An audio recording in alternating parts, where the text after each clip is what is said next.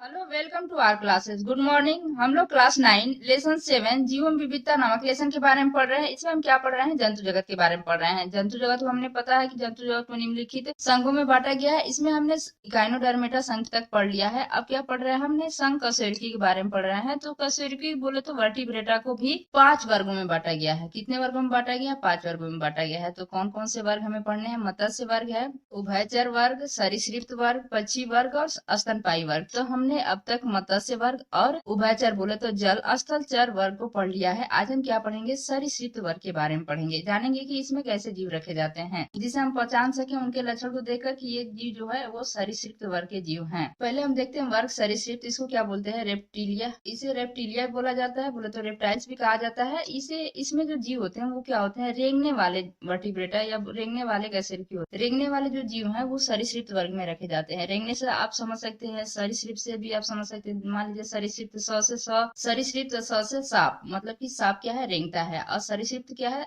रेंगने वाला वर्ग है। तो रेंगने वाला वर्ग जो है वो क्या है? सरीसृप स से सांप। याद कर सकते हैं आप इसे कि सरीसृप वर्ग में सांप रखे जाते हैं। और भी सब हैं जिससे आप याद कर सकते हैं कि रेंगने वाले, लेकिन ये थोड़ा सा ऐसे ट्रिक से आप याद कर सकते हैं। अब इसका हम लक्षण देखते हैं, समझ लेते हैं कि इसके जीव में कैसे लक्षण दिखाई देते हैं। ये जो होते हैं, जो सरीसृप वर्ग के जो जीव होते हैं, ये सामान्यतः स्थलीय तथा रेंगने चलने वाले असमतापी प्राणी होते हैं। दूसरा है, इनका शरीर जो होता है वो सल्कों द्वारा ढका होता है। क्या होता है? इनका सल्कों द्वारा ढका होता है। उनके बॉडी के ऊपर क्या होता है? वो सल्क बने होते हैं, कलरफुल दिखता है, कलर जिससे दिखता है आपको। तो इनका सब शरीर है वो सल्कों द्वारा ढका होता है। तीसरा है, श्वसन जो होता है इनमें फेफड़ों द्वारा होता है। किसके द्वारा होता है? फेफड़ों के द्वारा होता है। फेफड़े पाए जाते हैं इनमें। चौथा है कि ये अंडे देने वाले अंडज प्राणी होते हैं। ये भी अंडे देते हैं। ये अंडे देने वाले प्राणी को क्या बोलते हैं? अंडज। बोले तो अंडा देने वाला प्राणी, तो ये अंडज होते हैं या अंडे देने वाले प्राणी होते हैं। इनके जो अंडे होते हैं वो कठोर कवच से ढके होते हैं। पांचवा है, वृक्क पाया जाता है। इनमें भी वृक्क पाया जाता है। छठवां है कि इनका हृदय जो है सामान्यतः त्रिकक्षीय होता है, मतलब कि 3 चेम्बर्ड होता है। लेकिन मगरमच्छ का जो हृदय होता है वो 4 कक्षीय होता है, बोले तो 4 चेम्बर्ड होता है। इसमें क्या पाए जाते हैं? 4 कक्ष। बोले तो जैसे हम मनुष्य हैं, हमें हमारे हृदय में भी 4 कक्ष पाए जाते हैं। इसी तरह मगरमच्छ है, तो आप म से मनुष्य, म से मगरमच्छ याद कर सकते हैं कि मगरमच्छ एक ऐसा सरीसृप का एक ऐसा जीव है जिसमें कि इनके हृदय में 4 कक्ष पाए जाते हैं, बोले तो 4 चेम्बर्ड पाए जाते हैं। तो म से मनुष्य, म से मगरमच्छ, इसे आप याद कर सकते हैं। ये कॉम्पिटेटिव एग्जाम में उसमें मैक्सिमम पूछ देता है। सातवां है कि सर्पों को छोड़कर अन्य 2 जोड़े पाद, बोले तो 5